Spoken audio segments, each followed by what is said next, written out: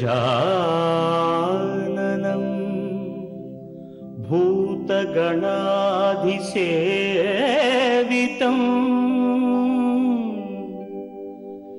कपित्थजम्बू फलसारभक्षितम्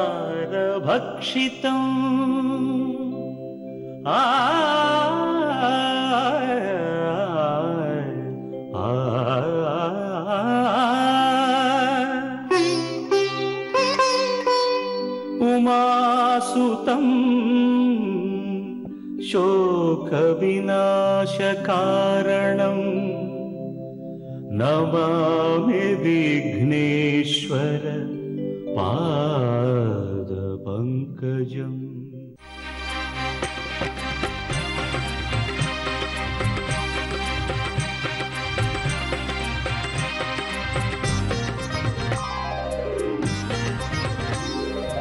ओम श्रीनिवास ओम श्रीनिवास ओम श्रीनिवास ओम श्रीनिवास நாள்தோறும் உனை நான் பாட வேண்டும்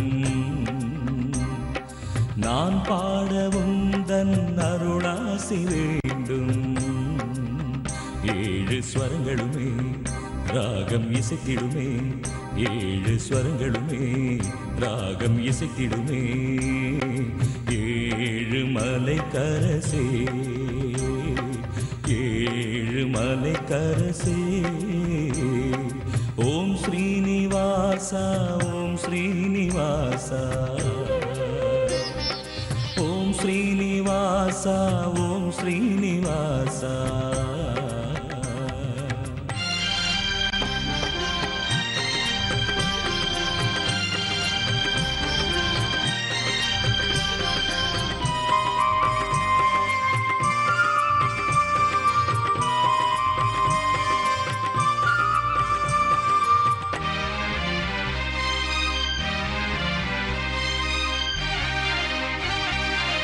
திருவேங்கடம் வருவேனே உந்தன் திருப்பாதமே பணிவேனே திருவேங்கடம் வருவேனே உந்தன் திருப்பாதமே பணிவேனே மலர்மேவிடும் அலர்மேல் மங்கை மணவாளனே ஜெகநாதனே மலர்மேவிடும் அலர்மேல் மங்கை மணவாளனே ஜெகநாதனே அழகான மலைவாசனே ஓம் ஸ்ரீனிவாச ஓம் ஸ்ரீனிவாச ஓம் ஸ்ரீனிவாச ஓம் ஸ்ரீனிவாச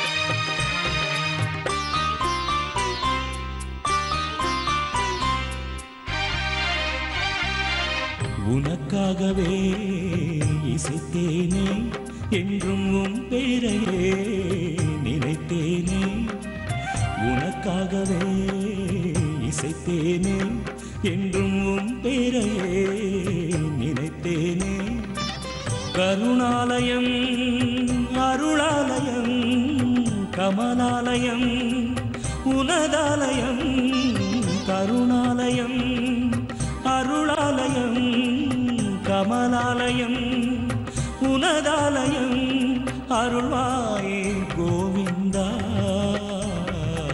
ஓம் ஸ்ரீனிவாச ஓம் ஸ்ரீனிவாச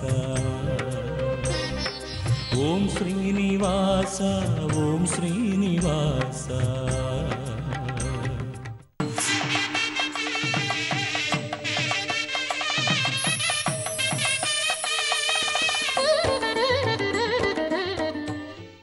வணக்கம். ஞாயிற்றுக்கிழமை செப்டம்பர் மாதம் 7ஆம் தேதி ஜெயவருஷம் ஆவணி மாதம் 22ஆம் தேதி காலை 8 மணியிலிருந்து நாள் முழுவதும் அவிட்ட நட்சத்திரம். இன்றைய திதி வளர்பிறை. திரையோதசி, சதுர்தசி. திரையோதசி திதி பகல் 1 மணி வரையிலே இருக்கிறது. அதன் பிறகு வளர்பிறை சதுர்தசி திதி 8 மணி வரை சித்த யோகம். அதன் பிறகு யோகம் நன்றாக இல்லை. சந்திராஷ்டமம் இரவு 7 மணி 34 நிமிடம் வரை மிதுனத்திற்கு சந்திராஷ்டமம். அதன் பிறகு கடகராசிக்கு சந்திராஷ்டமம் ஆரம்பமாகிறது. இன்று இரவு 7 மணி 34 நிமிடத்திற்கு மிதுன ராசிக்கு சந்திராஷ்டமம் முடிவடைகிறது. கடகராசிக்கு சந்திராஷ்டமம் ஆரம்பமாகிறது. இன்றைய தினம் சுப முகூர்த்த நாள். அதிகாலை முகூர்த்தம் 8 மணி வரைக்கும் தான் சித்த யோகமே இருக்குது. சிம்ம லக்னம் முகூர்த்த நேரம் காலை 5:30 மணியிலிருந்து 6:30 மணி வரை முகூர்த்த நேரம் முடிந்து விட்டது. இன்றைய தினத்திற்கான ராகு காலம் 4:30 மணி முதல் 6 மணி வரை. யமகண்டம் பகல் 12 மணி முதல் 1:30 மணி வரை. குளிகை நேரம் மதியம் 3 மணி முதல் 4:30 மணி வரை. நல்ல நேரம் என்னும் சுப ஹோரைகள் காலை 7 மணி முதல் 9 மணி வரை, 11 மணி முதல் 12 மணி வரை, மதியம் 2 மணி முதல் 4 மணி வரை, மாலை 6 மணி முதல் 7 மணி வரை, இரவு 9 மணி முதல் 11 மணி வரை. இன்றைய கிரக நிலவரம்: கடகத்தில் குரு, சிம்மத்தில் சூரியன் சுக்கிரன், கன்னியில் புதன் ராகு, துலாமில் சனி, விருச்சிகத்தில் செவ்வாய், மகரத்தில் சந்திரன், மீனத்தில் கேது. இரவு 7 மணி 34 நிமிடத்திற்கு சந்திரன் மகரத்திலிருந்து நகர்ந்து கும்பத்திற்கு செல்கிறது.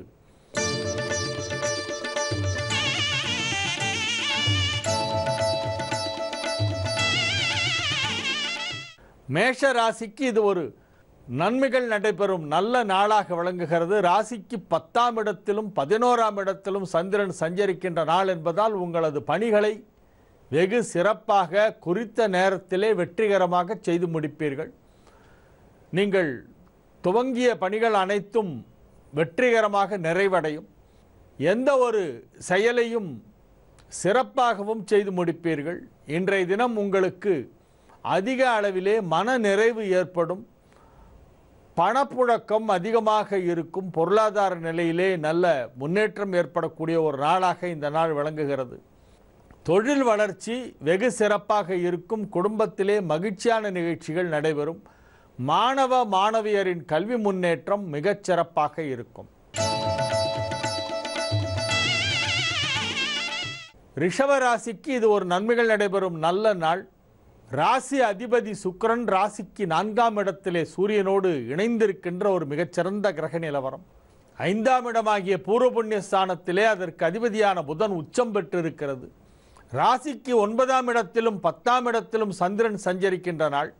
மிகச் சிறப்பான நன்மைகளெல்லாம் நடைபெறக்கூடிய ஒரு அற்புதமான நாளாக இந்த நாள் விளங்குகிறது. குடும்பத்திலே சுப நிகழ்ச்சிகள் நடைபெறும். சுப விசேஷங்களிலே கலந்து கொள்வீர்கள். அதிக அளவிலான மகிழ்ச்சியான செய்திகள் வந்து சேரும். புதிய பொருட்கள் வாங்கும் வாய்ப்பு இன்றைய தினம் மிகச் சிறப்பாக காணப்படுகிறது. ஆடை அணிகலன்கள் வாங்குவது, வீட்டில் உள்ள சில பழைய பொருட்களை எல்லாம் புதுப்பித்து பழுது பார்த்து அதை செயல்பாட்டிலே வைத்து கொள்ளக்கூடிய சந்தர்ப்பம் இன்றைய தினம் உருவாகும்.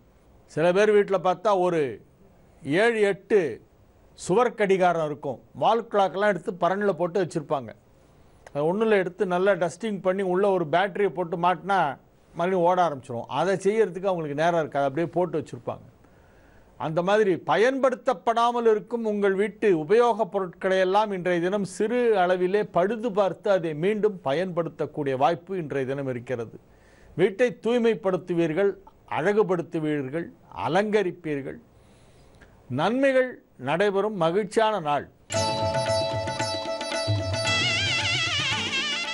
மிதுன ராசிக்கு இது ஒரு மிகச்சிறந்த நன்மைகள் நடைபெறும் நல்ல நாளாக இரவு முதல் விளங்குகிறது.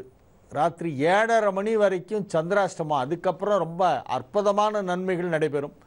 இரவு 7:30 மணிக்கு பிறகு நீங்கள் ஏதேனும் முக்கியமான பேச்சுவார்த்தைகள் நடத்த வேண்டியிருந்தால் அவற்றை வைத்து கொள்ளலாம்.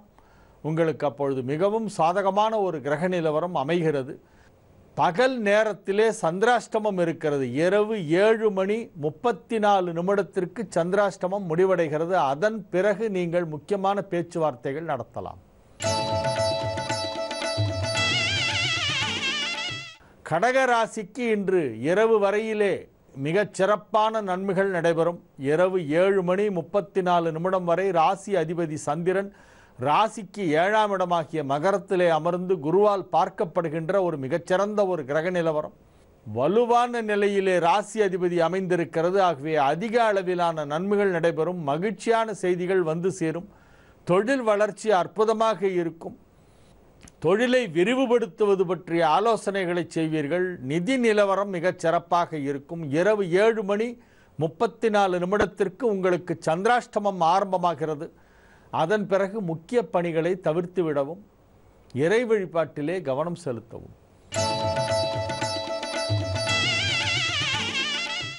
சிம்ம ராசிக்கு இது ஒரு நன்மைகள் நடைபெறும் நல்ல நாள். ராசிக்கு 6ஆம் இடத்திலும் 7ஆம் இடத்திலும் சந்திரன் இருக்கக்கூடிய ஒரு நாள் என்பதால் அதிக அளவிலே உங்களுக்கு நன்மைகள் நடைபெறும் என்று சொல்லலாம்.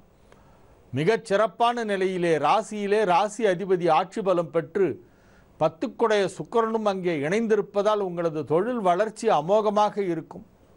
உற்றார் உறவினர் நண்பர்கள் இல்ல திருமணங்களுக்கு அல்லது சுப நிகழ்ச்சிகளுக்கெல்லாம் சென்று வருவீர்கள். உத்தியோகத்தில் இருப்பவர்களுக்கு பதவி உயர்வு கிடைக்கக்கூடிய வாய்ப்பு இப்பொழுது மிகச் சிறப்பாக காணப்படுகிறது. பதவி உயர்வு தாமதமாகி கொண்டிருப்பவர்களுக்கு இப்பொழுது அது நிச்சயமாக கிடைத்துவிடும். நன்மைகள் அதிக அளவிலே நடைபெறக்கூடிய ஒரு நல்ல நாள். கன்னி ராசிக்கு இது ஒரு நன்மைகள் நடைபெறும் நல்ல நாள். ராசிக்கு 5ஆம் இடத்திலும் 6ஆம் இடத்திலும் சந்திரன் சஞ்சரிக்கின்ற ஒரு மிகச்சிறந்த நாளாக இந்நாள் விளங்குகிறது.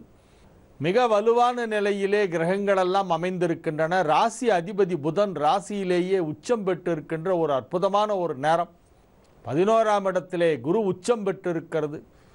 பூர்வ புண்ணிய ஸ்தானாதிபதியாகிய சனி 2ஆம் இடத்திலே உச்சம் பெற்றிருக்கிறது. மிகச்சிறப்பான நன்மைகளெல்லாம் நடைபெறுகின்ற ஒரு நல்ல நாளாக இந்த நாள் விளங்கும். உங்களது தொழிலிலே நீங்கள் புதிய திருப்பு முனையாக சில மாற்றங்களை காண்பீர்கள்.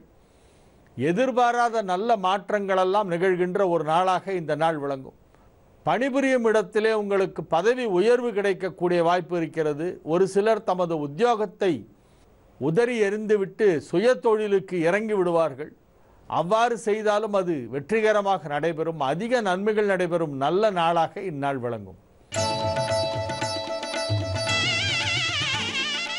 துலா ராசிக்கு இது ஒரு மிகச்சிறந்த நன்மைகள் நடைபெறும் நல்ல நாள். செல்வ செழிப்பு ஏற்படும். மிகச்சிறப்பான ஒரு செல்வ நிலை உருவாகின்ற ஒரு நாளாக இந்த நாள் விளங்குகிறது. 2ஆம் இடமாகிய தனஸ்தானத்திலே செவ்வாய் ஆட்சி பலம் பெற்றிருக்கிறது. 11ஆம் இடமாகிய லாபஸ்தானத்திலே சூரியன் ஆட்சி பலம் பெற்றிருக்கிறது. 2 குடைவன் 11 குடைவன் ஆகிய கிரகங்கள் எல்லாம் ஆட்சி பலம் பெற்றிருக்கின்ற காரணத்தினால் தனலாபாதிபதிகளின் வலுவால் உங்களுக்கு மிகப்பெரிய ஒரு தன லாபம் கிடைக்கும். பணம் கொடுக்கல் வாங்கல் தொடர்பான மனஸ்தாபங்கள் சிக்கல்கள் ஏதேனும் ஏற்பட்டிருந்தால் அவையெல்லாம் இப்பொழுது நிறைவாகிவிடும். முற்றிலுமாக சரியாகிவிடும். உங்களுக்கு நிறைய வருமானம் வரக்கூடிய ஒரு நாளாக இந்த நாள் விளங்கும். விருச்சிக ராசிக்கு இது ஒரு மகிழ்ச்சியான நாள். நன்மைகள் நடைபெறும் நல்ல நாள். ராசி அதிபதி ராசியிலே ஆட்சி பலம் பெற்றிருக்கிறது. 2-5க்கு அதிபதியான குரு 9லே உச்சம் பெற்று மிகச் சிறப்பான நிலையிலே ராசியை பார்த்து கொண்டிருக்கிறது. குருமங்கள யோகம் ஏற்பட்டிருக்கிறது. கஜகேசரி யோகம் ஏற்பட்டிருக்கிறது. மிகப்பெரிய நன்மைகளெல்லாம் நடைபெறுகின்ற ஒரு நல்ல நேரம் இது.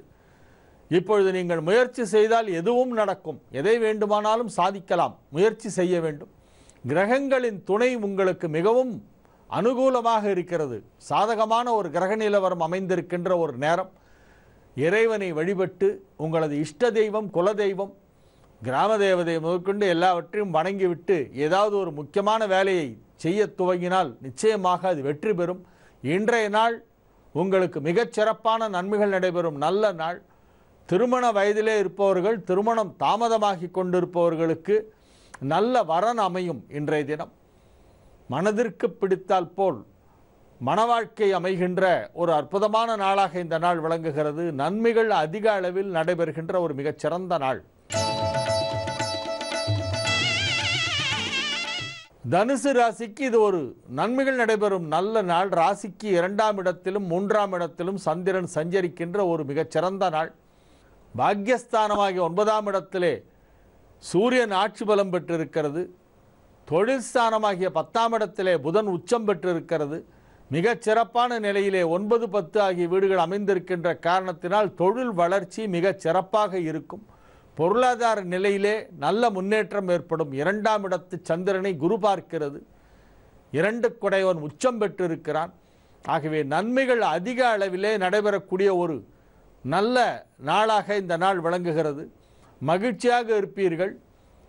முயற்சிகள் அனைத்தும் வெற்றி பெறும். ஆரோக்கியம் மிக சிறப்பாக இருக்கும்.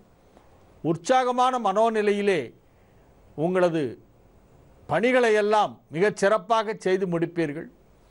அதிக நன்மைகள் நடைபெறும் நல்ல நாள். மகர ராசிக்கு இது ஒரு மிகச்சிறந்த நன்மைகள் நடைபெறும் நல்ல நாள். இரவு 7:34 வரை ராசியில் சந்திரன், அதன் பிறகு 2ஆம் இடத்திற்கு சந்திரன் நகர்கிறது. மிகச் சிறப்பான நிலையிலே கிரகங்களெல்லாம் அமைந்திருக்கின்றன. ஒரு அற்புதமான ஒரு நல்ல நாள். மன வாழ்க்கை மகிழ்ச்சிகரமாக இருக்கும். திருமண வயதிலே இருப்பவர்களுக்கு திருமணம் நிச்சயிக்கப்படும். மாலை சூடும் மணநாள் நெருங்கி கொண்டிருக்கிறது. நாளாம் திருநாளாம் நம்பிக்கும் நங்கைக்கும் மணநாளாம் என்று பாடிக்கொண்டிருப்பீர்கள். நன்மைகள் அதிக அளவிலே நடைபெறக்கூடிய ஒரு நல்ல நாளாக இந்த நாள் விளங்குகிறது. மிகச் சிறப்பான நிலையிலே கிரகங்களெல்லாம் அமைந்திருக்கின்ற ஒரு நல்ல நாள். தொழில் வளர்ச்சி மிகச் சிறப்பாக இருக்கும். ஆரோக்கியத்திலே நல்ல முன்னேற்றம் ஏற்படும். பொருளாதார நிலையிலே ஆச்சரியப்படும் அளவிற்கு முன்னேற்றம் ஏற்படும். எதிர்பாராத பண வரவு கிடைப்பதற்கு வாய்ப்பு இருக்கிறது. நன்மைகள் அதிக அளவில் நடைபெறுகின்ற ஒரு நல்ல நாள். கும்ப ராசிக்கு இது ஒரு மிகச்சிறந்த நன்மைகள் நடைபெறும் நல்ல நாளாக விளங்குகிறது. ராசிக்கு 4க்கும் 9க்கும் அதிபதியான சுக்கிரன் 7ஆம் இடத்திலே அமர்ந்து கொண்டு ராசியை பார்த்து கொண்டு இருக்கிறது. 7 சூரியன் 7லே ஆட்சி பலம் பெற்று ராசியை பார்த்து கொண்டிருக்கிறது. களத்திர காரகனும் களத்திர ஸ்தானாதிபதியும் ஒன்றாக 7ஆம் இடத்திலே இணைந்திருக்கின்ற ஒரு மிகச்சிறந்த ஒரு கிரக நிலவரம். மன வாழ்க்கையிலே முறிவு ஏற்பட்டிருந்தால் இப்பொழுது மறுமணம் நடைபெறும். திருமணம் ஆகாதவர்களுக்கு இப்பொழுது ஒரு நல்ல குடும்ப வாழ்க்கை அமையும். மனதிற்கு பிடித்தாற்போல் மன வாழ்க்கை அமைகின்ற ஒரு நாள். திருமண முயற்சி வெற்றி அளிக்கும். குடும்பத்திலே மகிழ்ச்சியான நிகழ்ச்சிகள் நடைபெறும். கணவன் மனைவி உறவு ஒற்றுமையாக இருக்கும். கசப்புகள் நீங்கி இனிப்பான ஒரு வாழ்க்கை அமைகின்ற ஒரு நல்ல நாள். உற்றார் உறவினர் நண்பர்களுடன் ஏற்பட்டிருந்த மனக்கசப்புகளெல்லாம் நீங்கும். தொழில் வளர்ச்சி மிகச் சிறப்பாக இருக்கும். சமூக அந்தஸ்து உயர்ந்து காணப்படும். பொருளாதார நிலையிலே நல்ல முன்னேற்றம் ஏற்படும். மீன ராசிக்கு இது ஒரு மிகச்சிறந்த நன்மைகள் நடைபெறும் நல்ல நாள். அனைத்து கிரகங்களும் வலுவான நிலையிலே இருக்கின்றன. நன்மை செய்யும் அனைத்து கிரகங்களும் வலுவான நிலையிலே இருக்கின்றன. மீனராசிக்கு நன்மை செய்யும் கிரகங்கள் புதன், குரு, சந்திரன், செவ்வாய் இவை 4மே இப்பொழுது வலுவான நிலையிலே இருப்பதால் அதிக அளவிலே உங்களுக்கு நன்மைகள் நடைபெறக்கூடிய ஒரு நல்ல நாளாக இந்த நாள் விளங்கும். ராசிக்கு 5ஆம் இடத்திலே குரு உச்சம், 7ஆம் இடத்திலே புதன் உச்சம், 9ஆம் இடத்திலே செவ்வாய் ஆட்சி, 11ஆம் இடத்திலே சந்திரன் அமர்ந்து கொண்டு குரு பார்வை பெறுகிறது. இரவு 12ஆம் இடமாகிய விரயஸ்தானத்திற்கு நகர்கிறது. அதிக அளவிலே நன்மைகள் நடைபெறக்கூடிய ஒரு அற்புதமான ஒரு நல்ல நாளாக இந்த நாள் விளங்கும். உங்கள் ராசிக்கு நன்மை செய்யாத கிரகங்கள் 6ஆம் இடத்திலே மறைவு பெற்றுவிட்டன. 6ஆம் இடத்தில் சூரியனும் சுக்கிரனும் மறைந்திருக்கின்றன. ஆகவே இது ஒரு மிகச்சிறந்த நல்ல நேரம் என்று சொல்லலாம். அனைத்து கிரகங்களும் நல்ல நிலையிலே இருக்கக்கூடிய ஒரு நாள் என்பதால் நீங்கள் செய்யும் முயற்சிகள் அனைத்தும் வெற்றி பெறும். உங்கள் வயதிற்கேற்ப தகுதிக்கேற்ப நீங்கள் எதை அடைய விரும்புகிறீர்களோ அதை அடைவீர்கள். உங்களுக்கு கிடைக்க வேண்டியவை அனைத்தும் கிடைக்கும். விரும்பிய பொருட்களை முருகப்பெருமான் உங்களுக்கு அருள்வார். மிகச் சிறப்பான நன்மைகளெல்லாம் நடைபெறுகின்ற ஒரு நல்ல நாளாக இந்த நாள் விளங்கும். நாளைய விசேஷங்கள். நாளைய தினம் திங்கட்கிழமை பௌர்ணமி. நாளை இரவு கிரிவலம். பௌர்ணமி திதி நாளை காலை 10:30க்கு ஆரம்பிக்கிறது. செவ்வாய்க்கிழமை காலை 8 மணி வரையிலே இருக்கிறது. திங்கட்கிழமை காலை 10:30 செவ்வாய்க்கிழமை காலை 8 மணி வரை பௌர்ணமி. ஆகவே நாளைய தினம்தான் பௌர்ணமி. நாளை இரவு பௌர்ணமி கிரிவலம் செய்பவர்கள் நாளை இரவு அதை செய்ய வேண்டும். திங்கட்கிழமை பௌர்ணமி பூஜை, பௌர்ணமி விரதம், பௌர்ணமி கிரிவலம் அனைத்தும். ஒரு சிறிய இடைவேளைக்கு பிறகு பரிகார ஸ்தலங்கள் பகுதியிலே தேவார பதிகம் பாடப்பட்ட திருமுறை தலங்கள் என்னும் 276 சிவஸ்தலங்கள் நிகழ்ச்சியின் தொடர்ச்சியினை பார்ப்போம்.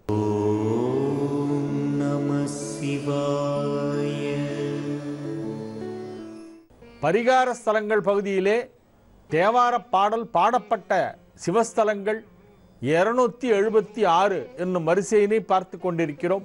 திருமுறை தலங்கள் என்று அழைக்கப்படும் இவற்றில் தொண்டை நாட்டு தலங்கள் என்று சொல்லக்கூடிய சென்னை, காஞ்சிபுரம் மாவட்டம், செங்கல்பட்டு மாவட்டம், திருவள்ளூர் மாவட்டம், விழுப்புரம் மாவட்டத்தில் ஒரு பகுதி, மேற்கே காளஹஸ்தி வரையிலே உள்ள பகுதியை தொண்டை நாடு என்று அழைப்பார்கள். புதுச்சேரி யூனியன் டெரிட்டரி உட்பட அனைத்தும் தொண்டை நாடு.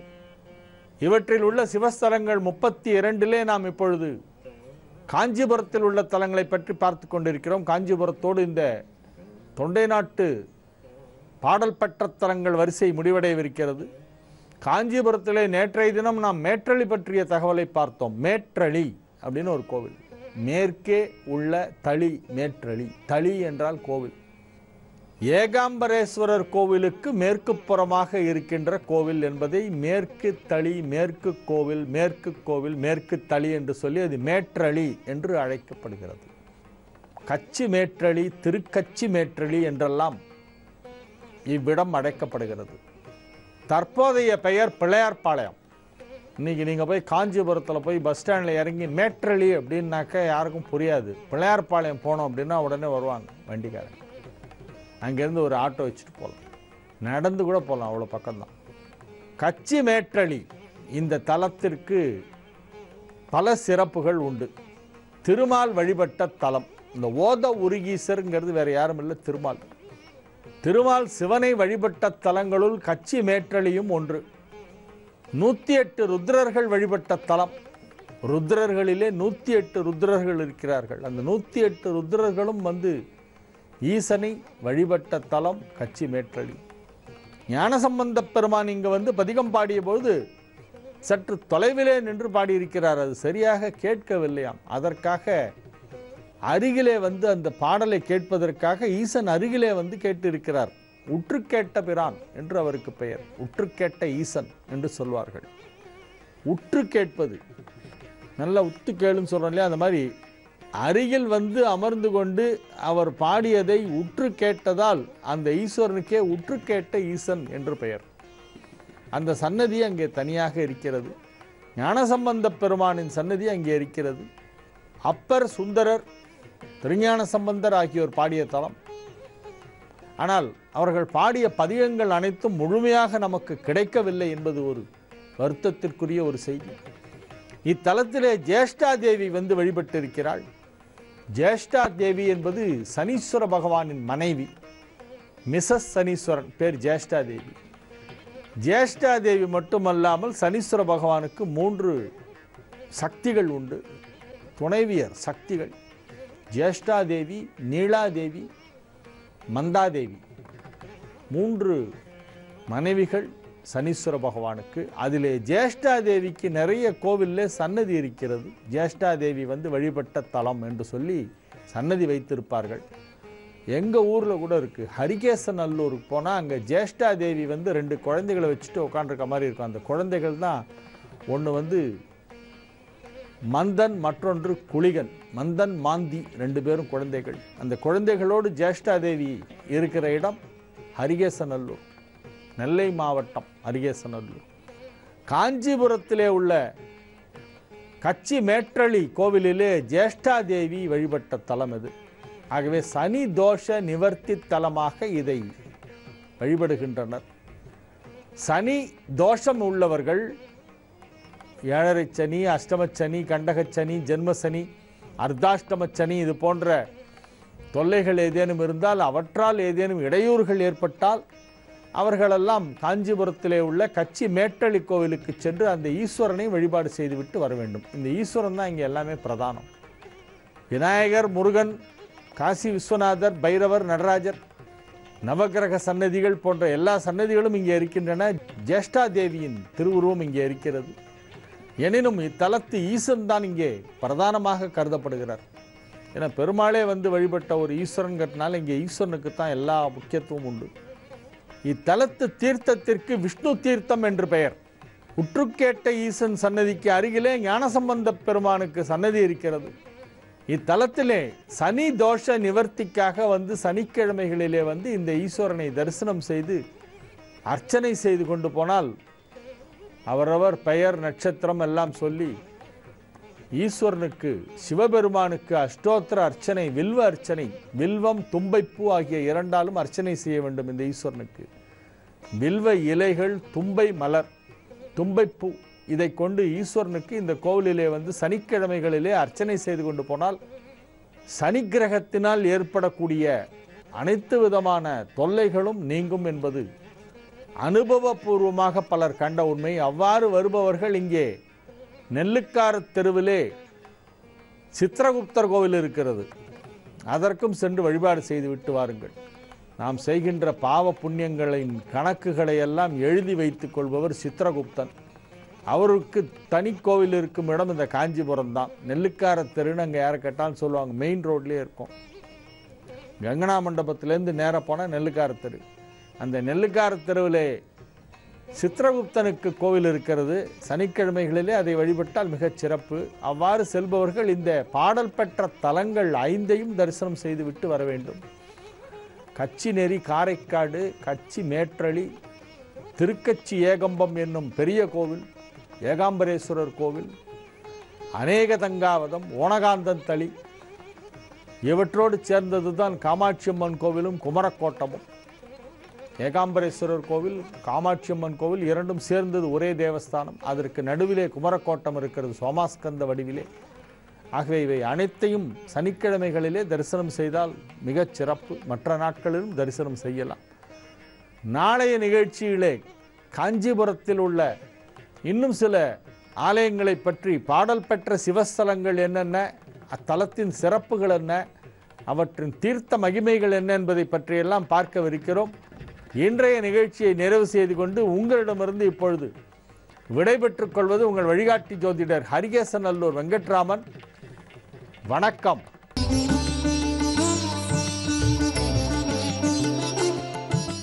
யோகப்பட்டேன பத்தாங்கம் திரிநேத்திரம் சாந்த விக்கிரகம் தியாயே சமஸ்த தோஷக்னம் பாதாத்மஜமகல்மஷம். அஸ்மத் குருபியோ நமக விகனச மகா குருவே நமக. அனுமன் சுவாமிகள் ஆசிகளுடன். இப்போ காலம் நிறைய மாறிண்டு வருது. நமக்கு தொழில் என்பது ஒரு முக்கியமான ஒரு விஷயமாக போயிடுது. விவசாயம் பண்ணுறதோ குலத்தொழிலோ ரொம்ப விசேஷம்னு சொல்கிறா சாஸ்திரத்தில். வியாபாரம்ன்றது கொஞ்சம் மத்தியமும் சொல்லியிருக்கு. ஏன்னா வியாபாரத்தில் பல வகை இருக்குது. அந்த காலத்தில் பார்த்திங்கன்னா சாப்பாடு அன்னத்தை விற்கக்கூடாதுன்னு சொல்லுவாள். ஆனால் இந்த காலத்தில் அப்படி இருக்க முடியாது இல்லையா. கொஞ்சம் கொஞ்சமாக காலங்கள் மாறுது. இப்போ நம்ம என்ன பண்ணுறோம், எல்லாத்தையும் காற்றை தவிர எல்லாத்தையும் விற்கிறோம். இந்த ஒரு காலகட்டத்தில் நம்ம செய்யக்கூடிய தொழில் எப்படி இருக்கணும் அப்படின்னா மற்றவர்களை கவரக்கூடியதாக இருக்கணும். சில இடங்களில் பார்த்திங்கன்னா கூட்டம் இருக்கும். ஒரு வெத்தலைப்பாக்கு கடையாக இருக்கும், அங்கே பார்த்தா ஒரு நிறைய கூட்டம் இருக்கும். அப்போ அந்த தொழிலை செய்யக்கூடிய ஒரு முகத்துக்கு ஒரு வசீகரம் இருக்கும். அந்த வசீகரத்தால் கூட்டம் சேரும். இன்னும் சில நேரங்களில் இந்த சொந்தமாக வியாபாரம் பண்ணக்கூடியவர்கள் எடுக்கக்கூடிய முடிவு சாதகமாக இருக்கும். அந்த முடிவுகள் மற்றவர்களை கவரக்கூடியதாக இருக்கும். அதனால் ஒரு வியாபாரத்தை செய்தாலும் சொந்தமாக தொழில் செய்தாலும் அதில் ஒரு சிறப்பை சேர்க்கக்கூடிய மந்திரம் இப்போ சொல்ல போகிற மந்திரம். அதே மாதிரி சில காரியங்களை சாதிக்கிறதுக்கு முயற்சி பண்ணுவீங்க. இப்போ ஒரு பெரிய இடம் இருக்கும், வியாபார ஸ்தலம், அங்கே வாடகைக்கு இடம் போய் கேட்கலாம், பெரிய கடை. அந்த பெரிய மனிதரை போய் பார்த்தீங்கன்னா அந்த கடையை கொடுக்க மாட்டேன்னுவா. ஏன்னா உங்களோட தகுதி குறைவானதான் நினைப்பா. அப்போ அந்த இடத்துல காரியத்தை சாதிக்கணும் போது இந்த இப்போ சொல்ல போகிற ராஜவசியம் சொல்லுவோம். இது பலன் தரும். இல்லை அரசாங்கத்தில் பெரிய அதிகாரிகளை பார்க்குறீங்க, பெரிய காரியத்தை சாதிக்க வேண்டிய நிலையில் இருக்கும்பொழுது இப்போ சொல்ல போகிற மந்திரம் பலன் தரும். ஒரு பெரியவர் சொன்னார், ஒரு 4 பேர் சேர்ந்து ஒரு டாக்ஸி வாங்கினாங்களாம். 4 பேர் சேர்ந்து ஒரு டாக்ஸி வாங்கினாங்க. ஆனால் ஒருத்தர் கூட அதில் ஏறவே இல்லையா. ஒருத்தர் கூட எந்த ஜனங்களும் அது ஏறல. இவர் காரணமே புரியல. 1 மாதம் 2 மாதம் ஓடி போயிடுச்சு. அப்புறம் ஒரு வயசானவர் நல்லா அனுபவப்பட்டவர் அந்த பக்கமாக போகிறார். அதில் ஒருத்தர் இறங்கி கேட்டாராம், ஐயா இந்த மாதிரி நாங்கள் 4 பேர் டாக்ஸி வாங்கியிருக்கோம், ஆனால் ஒரு ஆள் கூட எங்கள் டாக்ஸியில் ஏற மாட்டேன்றான், என்ன பண்ணலான்னாராம்.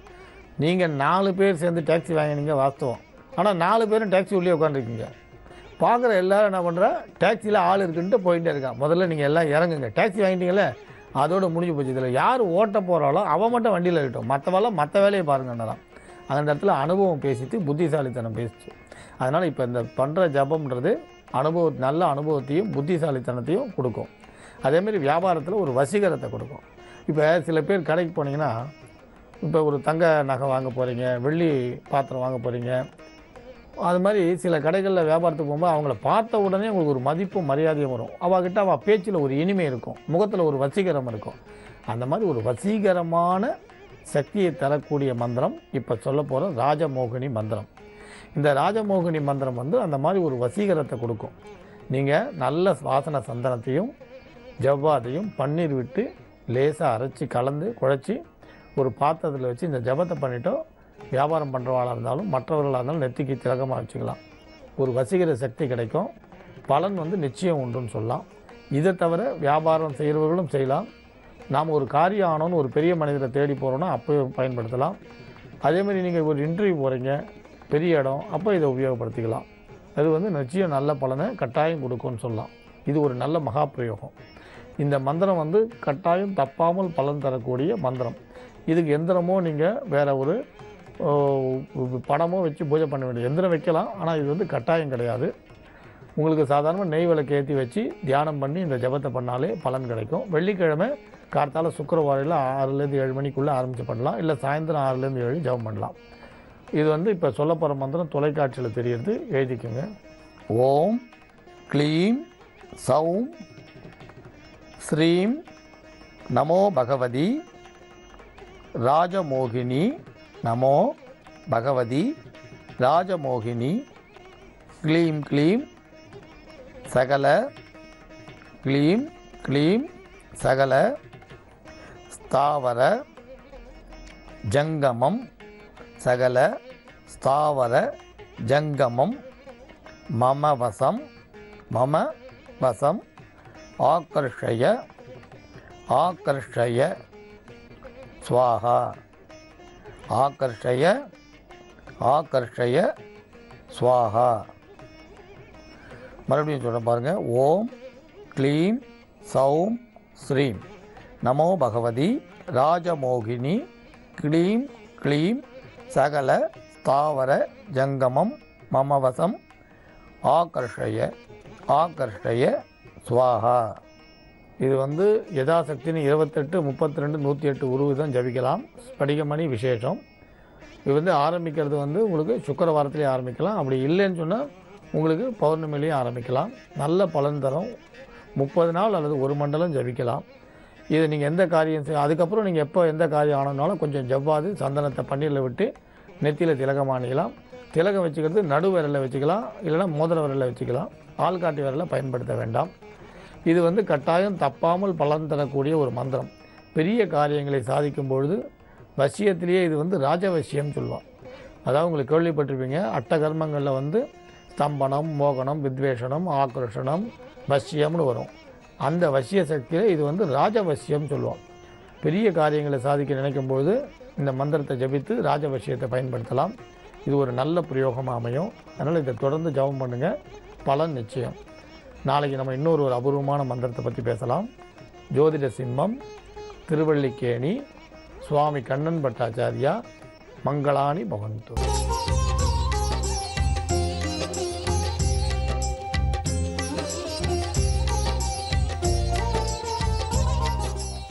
வணக்கம் நேர்களே. இன்றைய வாஸ்து பகுதியில் பல லெட்டர்கள். நாங்கள் ஒரு ஆற்று ஓரமாக இருக்கோம். அங்கே ஒரு காவா ஓடுது, கொல்லைப்புறம் இருக்குது, ஒரு சின்னதாக ரோட் டர்னிங் இருக்குது. அந்த மாதிரி இடத்துல நாங்கள் வீடை வாங்கலாமா? ரோடு டர்னிங்காக இருக்குது, அந்த ரோடு கட்டாவது எங்கள் பூமியில் வாங்கலாமா? ஈசானியமில் ரோடு கட்டாகுதுங்க, அது உச்சமா நீச்சமா? ஐயா, ரோடு கட்டானா அந்த ரோடு உங்களது இல்லை, பல வாகனங்கள் அந்த இடத்தில் சென்று விடும், வரும் போவோம். அப்பொழுது அதுக்கு பேர் ஈசானியம் கட்டு.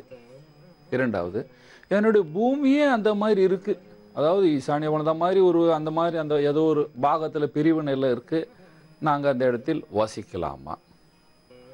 ஈசானியம் வளர்ந்தால் கண்டிப்பாக வசிக்கலாம், தென்மேற்கு வளர்ந்தால் வசிக்கக்கூடாது, அக்னேயம் கட்டாக இருந்தால் வசிக்கக்கூடாது. எனக்கு இந்த வீடு விற்கிறதுக்கு மனசு இல்லை, எங்கள் தாத்தா எனக்கு கொடுத்து விட்டார், வசிக்கலாமா? எங்கள் வீட்டுக்கு ஈசானியத்தில் தண்ணீர் ஓடிக்கொண்டே இருக்கலாமா? ஈசானியத்தில் தண்ணீர் ஓடிக்கொண்டிருந்தால் கண்டிப்பாக அங்கே வசிக்கலாம். ஆனால் அந்த தண்ணீர் அக்னேயத்தில் வரக்கூடாது. அக்னேயம் வரைக்கும் அந்த ஆற்று ஓடக்கூடாது, கிணறு ஓடக்கூடாது, கிணறுடைய தாக்கங்கள் அது வரைக்கும் போகக்கூடாது.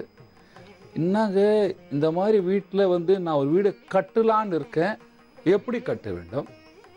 ஒரு வீட்டில் எனக்கு இந்த மாதிரி இருக்குது, நாங்கள் ஒரு வீடை வாங்கிட்டோம், அந்த வீட்டில் எப்பொழுதுமே என்னுடைய மகனுக்கும் எங்களுடைய மனைவிக்கும் சண்டை இருக்குது, பொண்ணும் எங்கள் பேச்சை கேட்க மாட்டேன்றான், என்ன செய்வது?